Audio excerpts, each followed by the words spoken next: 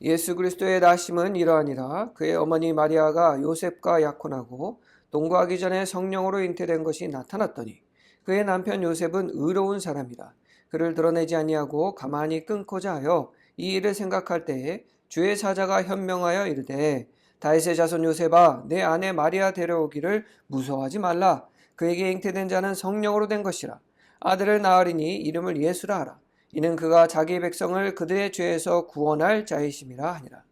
이 모든 일이 된 것은 주께서 선지자로 하신 말씀을 이루려 하심이니 이르시되 보라, 처녀가 잉태하여 아들을 낳을 것이요 그의 이름은 임마누엘이라 하리라 하셨으니 이를 번역한즉 하나님이 우리와 함께 계시다 함이라. 요셉이 잠에서 깨어 일어나 주의 사자의 분부들에 행하여 그의 아내를 데려왔으나 아들을 낳기까지 동침하지 아니하더니 남의 이름을 예수라 하니라. 아멘. 메리 크리스마스입니다, 여러분들. 우리 옆 사람 보면서 메리 크리스마스 한번 인사해볼까요? 메리 크리스마스. 네, 드디어 성탄절이 왔습니다. 올해 성탄절은 이게 성탄절의 분위기도 나지도 않고 우리나라한테 큰 일이 있지 않았습니까? 그래서 사람들이 성탄절인지 아닌지도 모르고 그냥 그렇게 지나가는 것 같아요. 그런데 참 어떻게 보면 감사하게도 우리가 성탄절을 가장 뭐라고 할까요? 잘 기억할 때가 언제냐? 화이트 크리스마스일 때지 않습니까?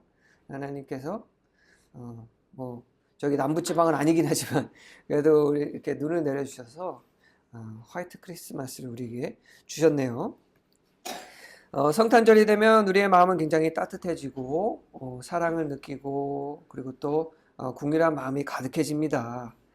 우리가 뭐 선물을 나눠 가지기 때문이 아니고 또 뭐 저기 빨간 옷에 빨간색하고 하얀색 옷을 입고 흰 수염을 달고 있는 그런 어떤 상상의 할아버지한테 선물을 받아서가 아니라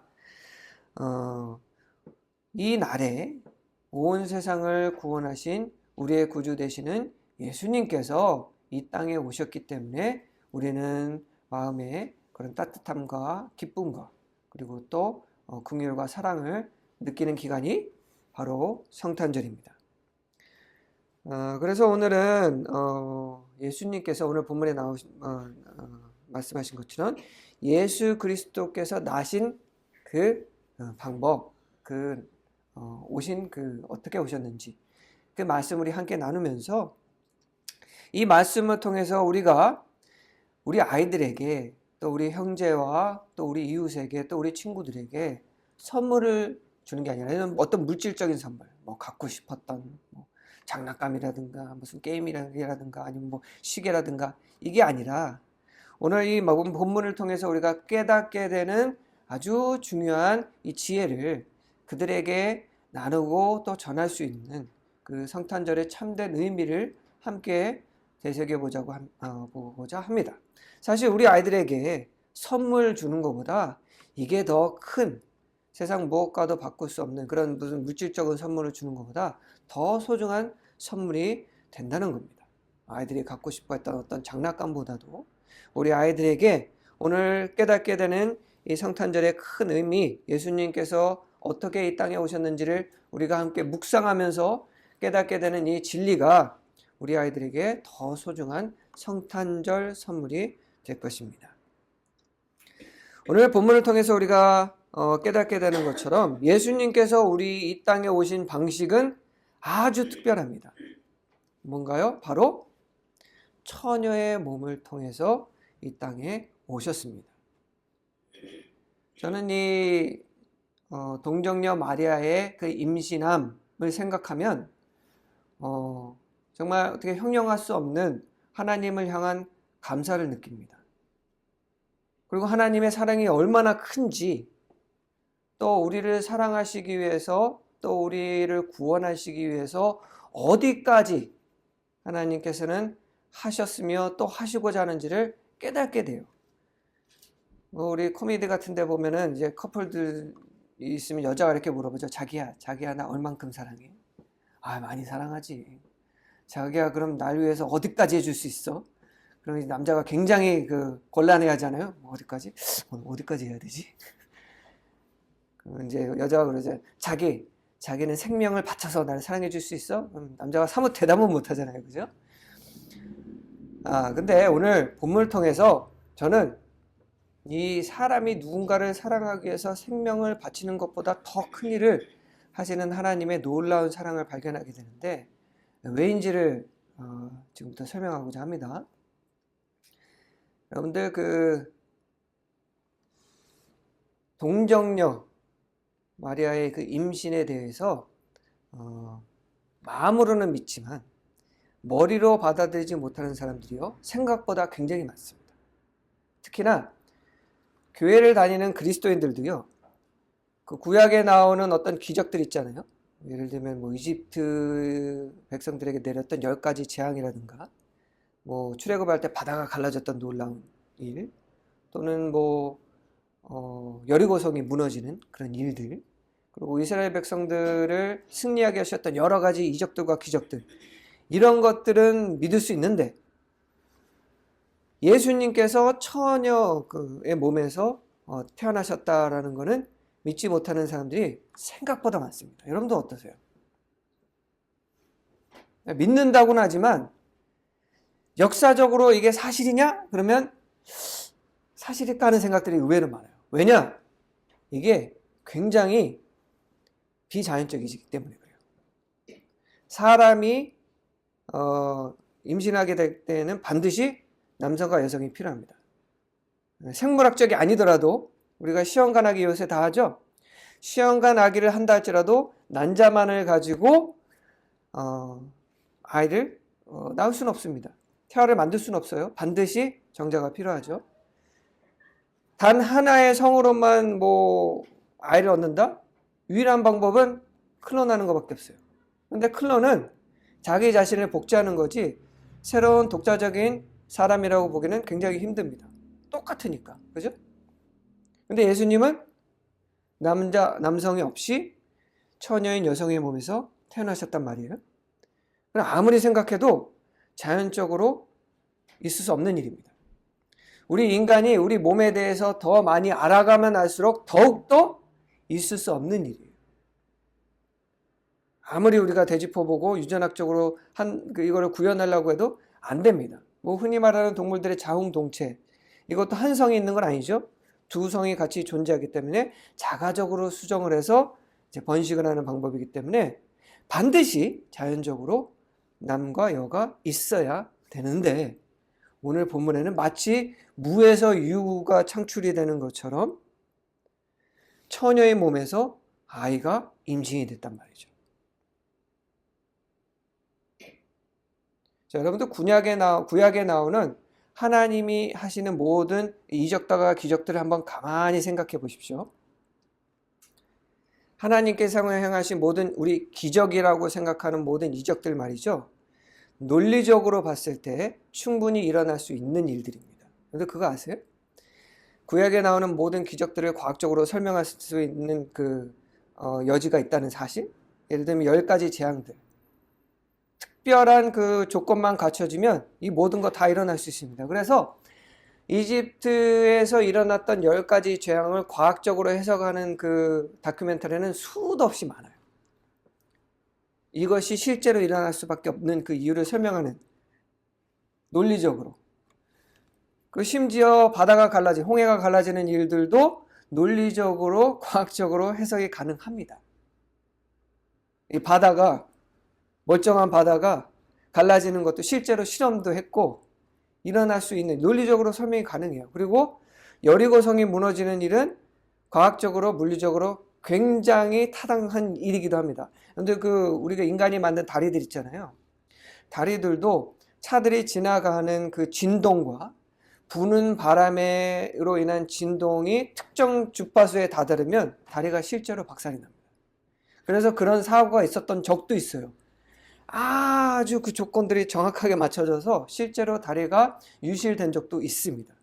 그래서 그 많은 인간들이 그 성을 돌면서 발생하는 그 진동과 그 압력으로 인해서 성이 무너지는 일, 충분히 가능한 일이다라고 이미 실험도 있었고 증명된 바도 있고 여리고성의 유적이 발견되기도 했습니다.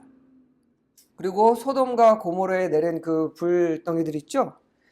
그거 소돔과 고모라 지역에, 이거는 뭐 아직 정확하게 밝혀진 건 아니지만 실제로 유성이 떨어져서 한 도시가 소실됐다는 역사적 기록도 있을 정도로 하나님께서 이스라엘 백성들에게 이뤘던 모든 것들은, 근데 가만히 따져보면요, 하나님께서 이미 만드신 이 세상의 물리적 법칙에서 벗어나지 않는 일들이에요. 심지어는 대홍수도 과학적으로 설명이 가능합니다. 무슨 얘기냐? 하나님께서는요, 이 세상을 만드실 때 무엇도 똑같이 만드셨냐? 법칙을 만드셨습니다.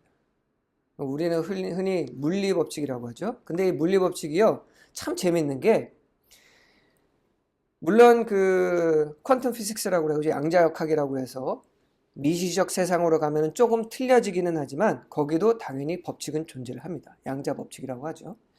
우리가 살고 있는 이 지구상에서 해당되는 그 물리 법칙도요, 저 먼 우주에 수억 광년 떨어져 있는 별에 가도 똑같이 적용이 됩니다. 무슨 얘기냐? 어딜 가나 이 세상에는 정해진 법칙이 존재한다는 거예요. 그래서 과학자들은요, 신을 믿습니다. 물론 우리가 믿고 있는 우리 여호와 하나님, 이 땅에 예수 그리스도를 보내신 신을 믿는 건 아니에요. 그 법칙은 어떤 지적 존재가 만들 수밖에 없다는 건 인정을 합니다. 그 정도로 하나님께서는 완벽한 법칙을 이 세상을 만들 때 만드셨어요. 왜? 하나님은 어떠신 분입니까? 완벽한 분이시거든요. 그래서 이 세상을 만드실 때 이 세상을 만들어 놓고 뭐라고 그러셨어요? 아름답다. 그리고 되게 만족해 하셨습니다. 완벽한 법칙으로 완벽한 균형을 맞춘 세상을 만드신 거예요. 그래서 이 지구가, 여러분들 그 골딜락스 존이라고 들어보셨어요? 지구가 생명을 유지할 수밖에 없는 그 환경이 골딜락스인데, 이 조건이 굉장히 빡빡합니다. 이 조건들이 다 맞춰져야지만 별에 생명이 살 수가 있는데, 이 지구가 그 조건들을 다 갖추고 있어요. 하나님께서는 너무나도 정확하게, 너무나도 균형을 맞춘 그 세상을 그 하나님께서 이루신 법칙, 세우신 법칙으로 잘 만들어 놓으셨어요. 그런데 하나님께서 그 법칙을 어기신다? 그러면 그게 어떻게 되는 거죠? 결국 하나님께서는 완벽한 세상을 만드신 게 아니게 되는 거예요. 그리고 또 그 법칙이 깨질 수 있고, 또 하나님 자신도 자주 어기신다? 그러면 세상도 완벽한 것이 아니게 되는 것이고, 결과적으로 그 세상을 만드신 하나님도 완벽한 분이 아니시게 되는 거예요. 당연한 얘기 아닙니까? 그래서 하나님께서는 예수님 이전에, 이 일이 있기 전에는 모든 기적도 이적도 다 이 자연의 물리 법칙에 따라 역사하십니다. 생각해 보십시오. 예수님께서 이스라엘 백성들이 가나안 땅으로 들어갈 때 많은 그 백성들을 몰아내게 되는데 이적들을 행하시죠. 단적인 예로 들어볼게요. 여리고 성에 여리고 백성들이 지나가는 걸 거부합니다. 그러면 하나님께서 기적을 행하실 때 이래도 되잖아요. 여리고 성은 사라질지어다. 그러면 뿅 사라지면 이스라엘 백성들은 그냥 지나가면 돼요. 자, 안 그럴 이유는 없어요. 그죠? 왜? 하나님은 전지전능하잖아요. 그런데 하나님께서는 굳이 진동을 일으켜서 여리고 성을 무너뜨리는 방법을 택하십니다. 왜? 하나님께서도 이 세상에 역사하실 때 본인께서 제정해 놓으신 그 법칙을 준수하시는 분이시기 때문이에요. 함부로 범하시지 않습니다. 그런 하나님께서 여러분들 오늘 본문에 보니까 처녀의 몸에서 예수님을 탄생하게 하십니다. 이건 뭘 의미하냐면요, 여기서 우리가 깨닫게 되는 거예요. 하나님께서 스스로 제정하신 자연의 법칙을 어기고 계시는 거예요. 왜? 우리를 구원하시기 위해서. 이게 핵심입니다. 우리를 구원하시기 위해서 스스로 흠을 만드시는 거예요. 하나님께서, 완벽하신 하나님이 무언가를 깬다? 그게 쉬울까요? 절대로 쉽지 않습니다. 여러분, 우리 인간들도요, 어떤 특정한 버릇을 가지고 있으면요, 그거 깨기 힘들잖아요. 그죠? 생각해보세요. 담배 피는 사람들. 담배 끊기 쉽던가요? 힘들어요. 술 마시는 사람 술 끊기 힘들잖아요. 그죠?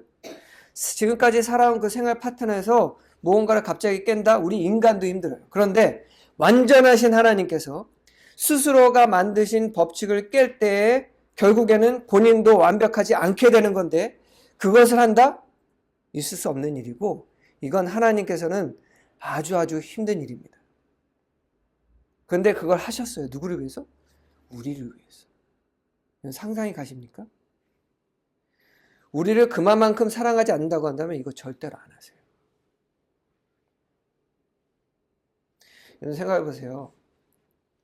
우리가 잘 알고 있는 사탄. 하나님께서 우리 인간을 세상을 만드시기 전에 먼저는 천사들과 이런 그 영적 존재들을 만드셨겠죠. 그죠? 근데 우리는 사탄한테 무슨 일이 일어난지 모릅니다. 왜냐면 뭐 기록이 안 돼 있으니까.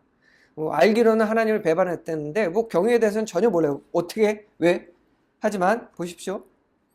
하나님께서 인간 이전에 만든 가장 자기와 지금까지도 함께 존재하고 계시는 그 천사들, 그 존재마저도 하나님을 거역했을 때 용서하시지 않았어요. 지금도 용서 안 해주셨고 앞으로도 용서 안 해주십니다. 왜? 하나님이 정한 법이기 때문에. 하나님을 거역한다? 그럼 끝인 거예요. 천사들에게도 그 법칙을 절대 바꾸지 않으셨습니다. 그런데 이 세상에 존재하는 그 모든 것 중에 유일하게 하나님께서는 그 법칙을 깬 존재가 바로 여러분들이라는 거예요. 하나님께서 우리를 얼마나 사랑하시냐? 자기 자신을 부정할 정도로 하나님께서 우리를 사랑하신다는 얘기가 되는 겁니다. 어느 정도까지 하나님께서는 감당하시겠다라는 걸 우리가 깨닫게 되느냐? 자신을 완벽함까지도 부정하고 심지어는 자기가 창조한 그 창조물이 되기까지 할 정도로 우리를 사랑하고 우리를 구원하시길 바라신다는 것을 깨닫는 그 사건이 바로 처녀인 마리아를 통해서 이 땅에 오신 예수님의 사건이라는 겁니다. 이게 상상이나 가세요? 우리는 이게 이해가 안 돼요. 믿어지지도 않고. 그래서 유독 그런 기적과 죽은 사람이 살아난 것까지도 믿는 사람들도 유독 처녀가 잉태했다는 것은 믿기가 힘든 거예요. 왜냐? 논리적으로 말이 안 되거든요. 그런데 하나님께서 여러분들을 얼마만큼 사랑하시냐? 딴 거 볼 필요 없어요. 처녀를 통해서 이 땅에 오셨다는 그 사실만으로도 이미 하나님께서는 여러분들을 우리가 상상할 수 없는 수준만큼 사랑하십니다. 자기 자신을 부정하는 것과 마찬가지예요. 자기가 만든 절대적 법칙을 깬다? 아니죠. 여러분들 자녀들을 위해서라도 이런 일을 하십니까? 부모들이 자녀들을 양육할 때, 자녀들을 키우고 양육할 때 가지고 있는 어떤 법칙과 물론 뭐 규칙 이런 것들이 있어요. 아무리 우리가 자녀들을 사랑한다고 하더라도 그 규칙을 다 내려놓고 자녀들을 위해서 모든 것을 다 버리고 나 자신까지도 그냥 다 버리고 나의 그런 자존감까지도 다 나의 정체성까지 다 버리고 그렇게 하는 부모들은 거의 없습니다. 아니 없을 수도 있어요. 아니 저는 없다고 봐요 세상에. 그런데 그럴 이유조차도 없는 그냥 마음에 안 들면 다 쓸어버려도 되는 심지어는 자기가 만든 가장 완벽한 존재인 천사까지도 내다 버리시는 그런 하나님께서 우리를 위해서 그 모든 것들을 부정한다? 이거는 우리가 하나님 앞에 한없이 감사하고 감사를 드려도 모자랄 일이라는 겁니다.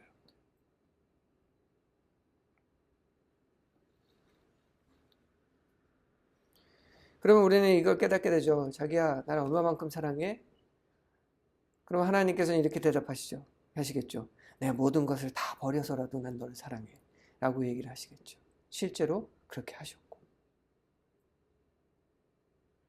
자, 그러면 하나님께서 왜 이렇게 하셨을까요? 왜 자기를 부정해 가면서까지 자기가 만드신 그 한 번도 어기신 적 없는 예수님 이전에도 없었고요.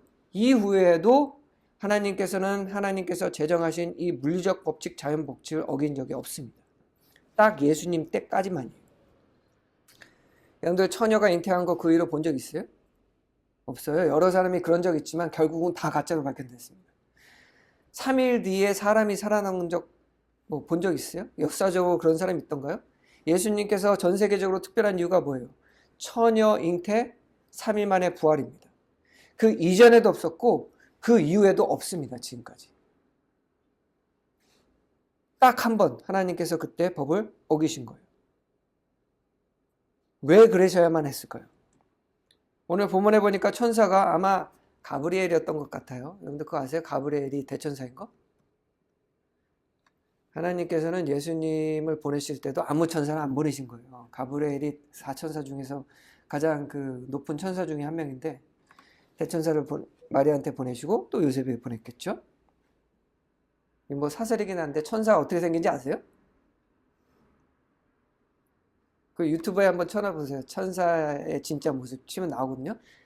되게 무섭게 생겼어요. 사실 사람의 몸이 아니고 돌아가는 바퀴에 눈 막 다닥다닥 박혀 있고 막 날개 막 달리고 실제로 보면 아마 기초초풍할 정도로 무섭게 생기긴 했는데 아마 이렇게 나타나시지 않았겠죠. 꿈속에 나타나셨으니까. 그리고 요셉에게 뭐라고 말씀하시냐? 아들을 낳으리니 우리 함께 읽었지만 예수라 하라. 이는 그가 자기 백성을 그들의 죄에서 구원할 자이심이라 하십니다. 죄에서 구원할 자이심이라. 자, 여러분들 예수님 이전에 사람이 하나님으로부터 죄를 용서받으려면 뭘 해야 됐죠? 제물을 바쳐야 됐습니다.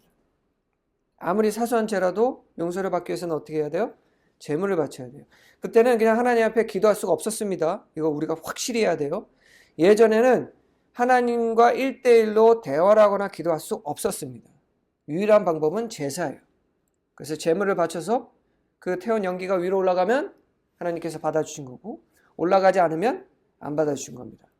우리 가인과 아벨 이야기 다 알잖아요. 가인의 것을 하나님께서 연기를 안 받으셔야 가인이 삐진 거 아닙니까? 우리는 그렇게 해야지만 우리의 죄로 용서받을 수 있었어요. 무슨 얘기냐? 죄는 그만한 대가라 따르고 그 대가를 대신 치르게 할 제물이 있어야 되는 거예요. 자, 그런데 우리 인간의 죄는 그렇게 일상적인 죄들은 제물을 바쳐서 사함을 받을 수는 있습니다. 그러나 우리 인간에게는 큰 문제가 있죠. 뭡니까? 세대를 걸쳐서 내려오는 원죄라는 것이 있어요. 원죄는 누구로부터 시작됐습니까? 아담과 하와로부터 시작했죠. 하나님께서 주신 유일한 법, 에덴 동산 중앙에 있는 그 열매를 먹지 말라 그랬는데 사탄이 쪼르르 와가지고 좀 이따 설명하겠지만 왜 이렇게 우리 인간을 싫어하는지 하여튼 사탄은 쪼르르 와가지고 야 저거 먹으면 하나님처럼 될 수 있대. 그러자 그 마음을 그 얘기를 듣고 하나님처럼 되고자 하는 그 교만한 마음을 품게 됐을 때 우리는 하나님 앞에 죄를 범하게 됐죠. 그래서 그 죄값은 뭡니까? 영원히 살 수 있었던 사람이 죽음이라는 것을 얻게 됐고 아이들을 낳을 때 고통을 여자들은 얻을 수밖에 없으며 남자들은 일을 해서 삶의 교통이 우리 인간들에게 주어지게 됐죠. 너무나도 큰 형벌이지 않습니까? 이 죄는 씻을 수가 없어요. 왜? 동등한 제물을 바쳐야지만 죄를 사함받는 거거든요. 그래서 우리가 양이라든가 이런 생명을 바치는 거 아닙니까? 인간의 원죄, 온 인류의 죄를 씻으려면은 인간의가 동등한 그 제물만 바치는 것만으로도 모자라요. 모든 인간의 죄를 사함받기 위해서는 그보다 더한 존재를 갖다 바쳐야 됩니다. 그런데 이 세상에 인간보다 더 높은 존재가 세상에 있습니까? 없습니까? 없어요. 문제는. 왜?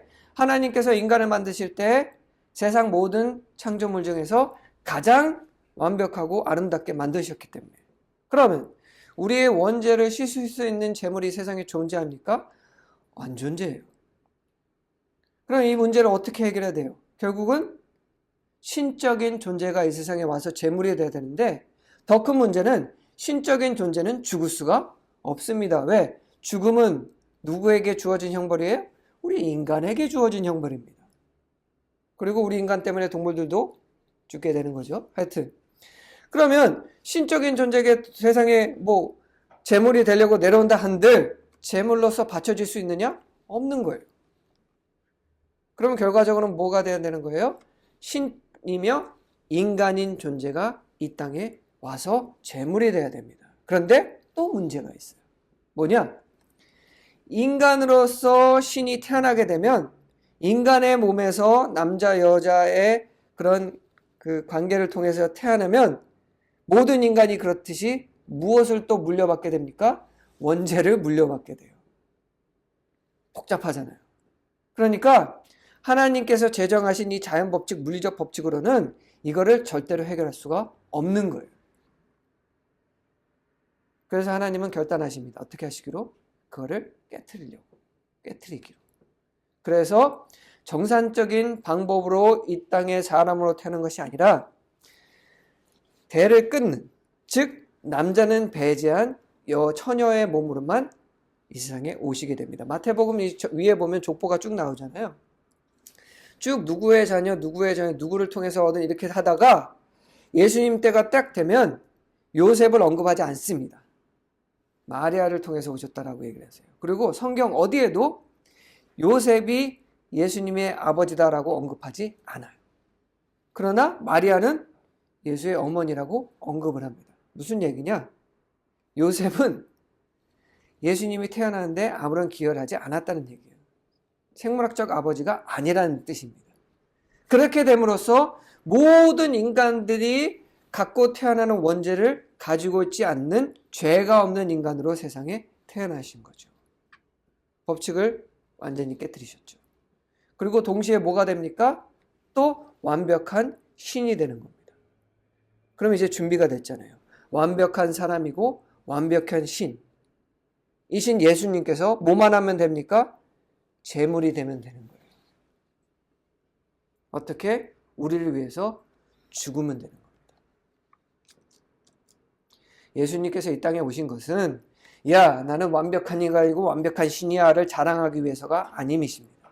그래서 예수님께서 매번 기적을 행하실 때마다 사람들에게 단단하게 경고하십니다. 야, 말하고 다니지 마라. 내가 하나님의 아들이라는 거 말하지 마라. 그리고 귀신이 예수님 보면은 하나님의 아들 당신이시여 왜 나한테 와가지고 날 이렇게 괴롭힙니까? 그러니까 야, 이 씹담으로 사람들한테 내가 하나님의 아들이라는 것을 얘기하지 말라라고 얘기하십니다. 왜? 드러낼 일이 아니거든요. 예수님께서 이 땅에 오신 이유는 뭐예요? 제물이 되려고 하는 거예요. 어린 양이 되시려고 하는 겁니다. 피 흘려 죽기 위해서 이 땅에 오신 거예요. 누구를 위해서? 여러분들을 위해서. 자랑하려고 하는 게 아니에요. 알려지면 알려질수록 사실 하나님한테 불리합니다. 왜? 이건 어떻게 보면 하나님의 치부일 수도 있어요. 자기 스스로가 자기의 법칙을 어겨버렸잖아요. 하나님께서 창피함을 느끼신다고 한다면 아마 유일하게 하나님께서, 물론 안 느끼시겠지만 창피하게 느끼시는 것은 자기가 자신의 법칙을 깨트리고 인간으로 이 세상에 오신 걸 수도 있습니다. 그만큼 자랑할 일이 아니라는 거예요. 근데 이 일을 하셨어요. 누구를 위해서? 여러분들을 위해서.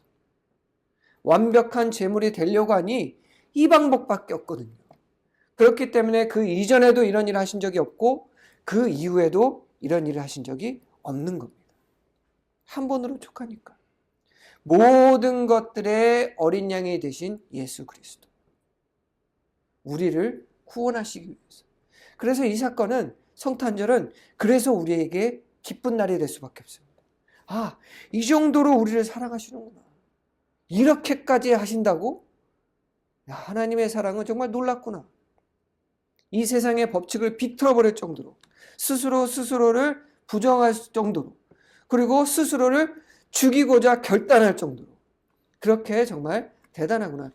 어떤 사람들은 이렇게 얘기하시는 분들이 있어요. 하나님은 너무나도 완벽한 존재고 예수님이 돼서 십자가 못 박혔어도 뭐 그거 아팠겠나, 그잖아요.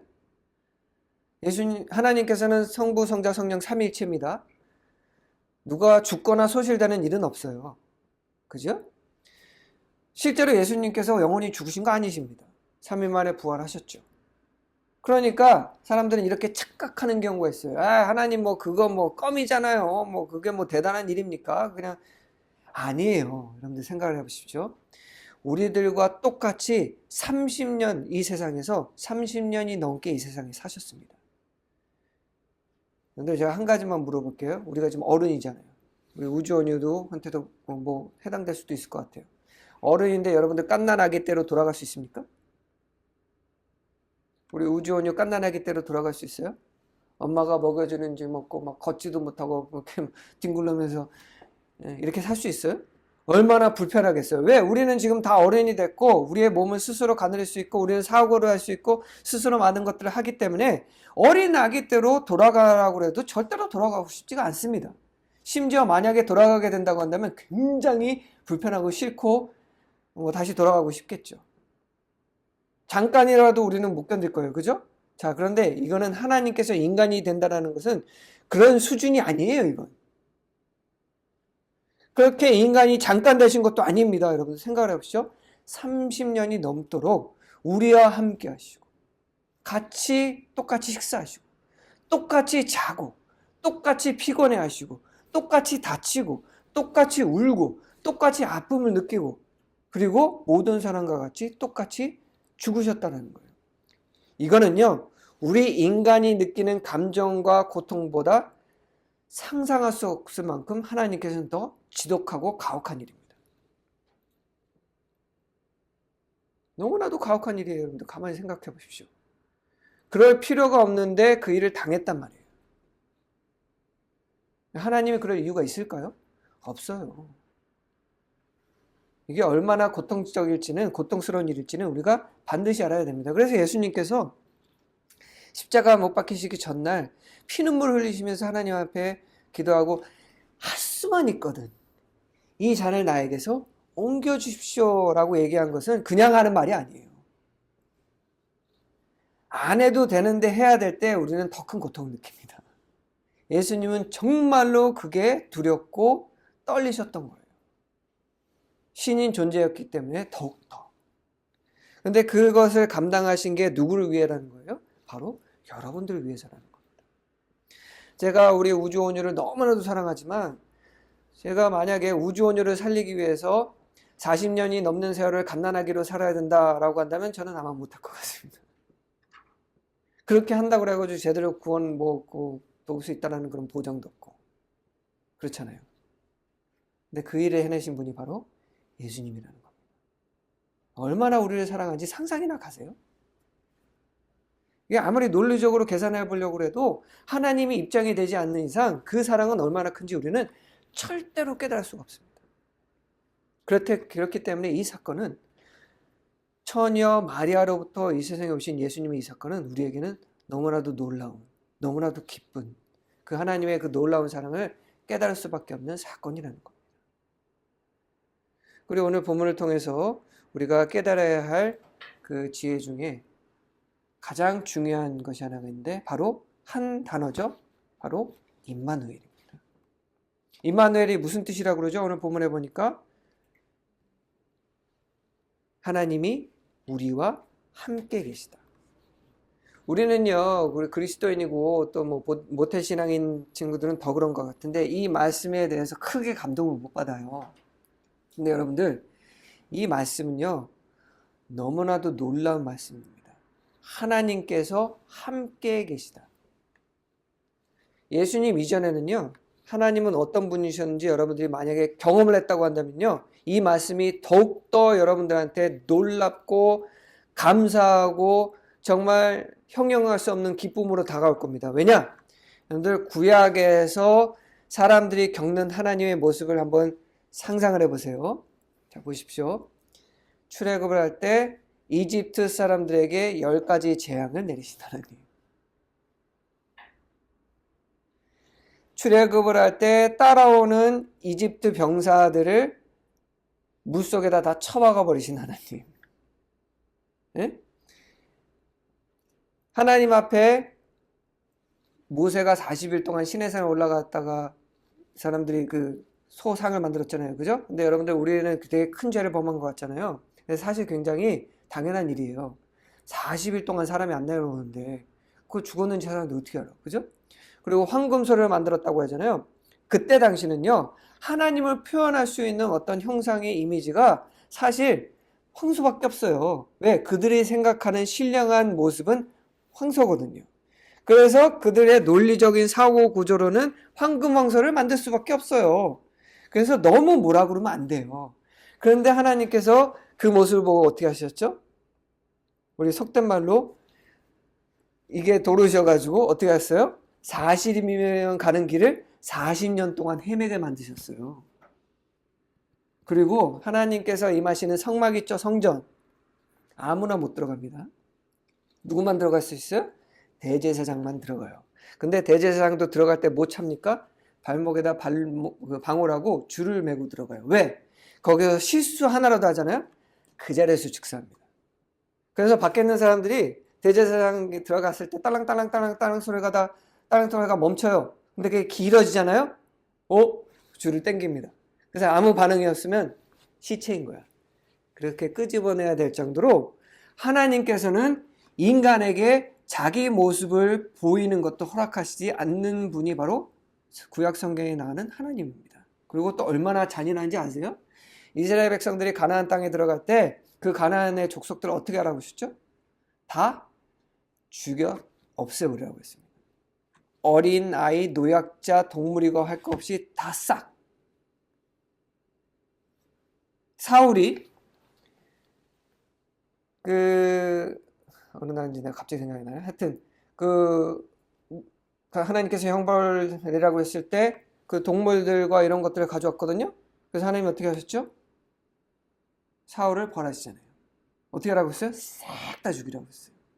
하나님께서 한번 노하시면 애고 어른이고 노약자고 뭐 할 거 없이 그냥 다 쓸어버리십니다.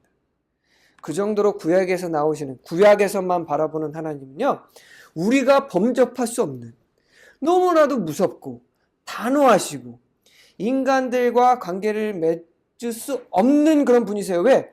성전에도 못 들어가는데 일반인들은 마당에도 못 들어가요. 그 정도로 범접할 수 없는 존재가 바로 하나님이십니다. 그랬던 하나님이신데 예수님을 통해서 이 땅에 오신 이후부터는 어떻게 해요?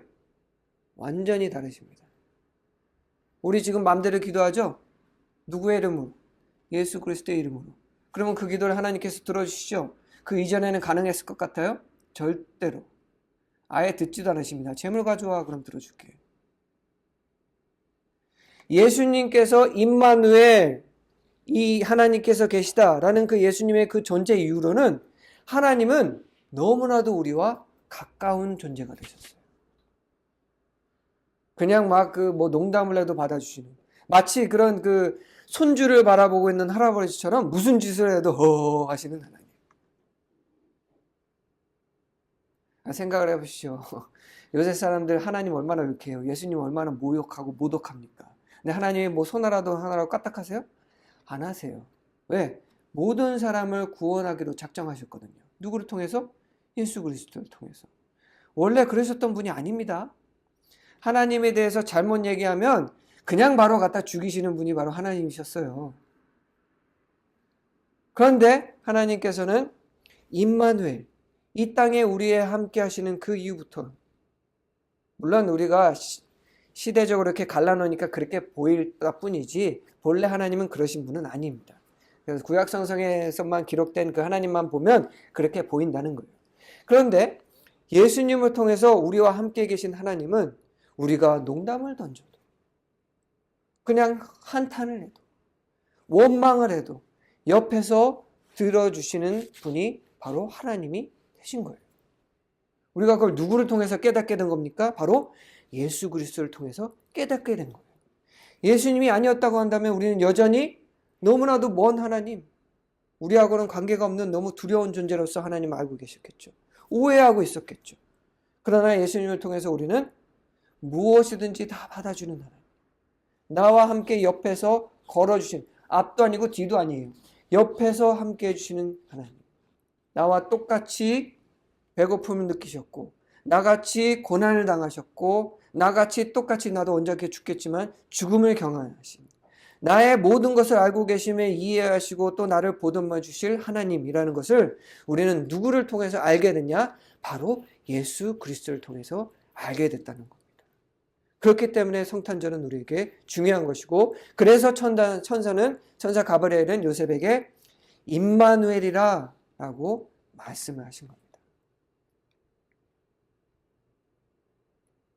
하나님의 놀라운 사랑은 상상이나 가세요. 이 임마누엘이라는 단어는 우리 인류를 변화시킨 놀라운 단어라는 거예요. 성탄절에 우리가 제일 많이 해야 되는 말은 바로 임마누엘이라는 단어입니다. 근데 요새 잘 안 해요. 성탄절 하면 가장 많이 나오는 게 뭐 크리스마스, 메리 크리스마스, 아니면 뭐 산타클로스, 심지어는 목사님들이 그만 산타클로스 복장하고 애들한테 선물 나눠주고, 제가 제일 혐오하는 게 그겁니다.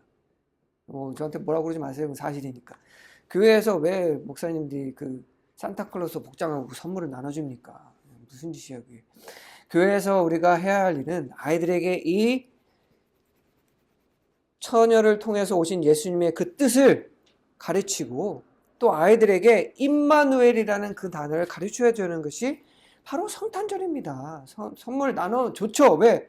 예수님 탄생했으니까 얼마나 기뻐요. 그러니까 선물 주고받는 거 좋습니다. 그러나 우리가 해야 할 일은 그 의미를 바르게 새기고 그 사랑을 이해하는 것, 그게 바로 성탄의 기쁨이겠죠. 자, 그런 의미에서 우리 옆 사람 바라보면서 이렇게 말해봅시다. 임마누엘.